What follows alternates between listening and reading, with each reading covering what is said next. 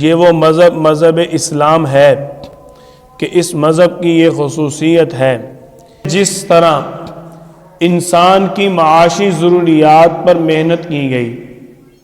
جس طرح انسان کی بدنی ضروریات پر محنت کی گئی، جس طرح انسان کی عبادات پر محنت کی گئی،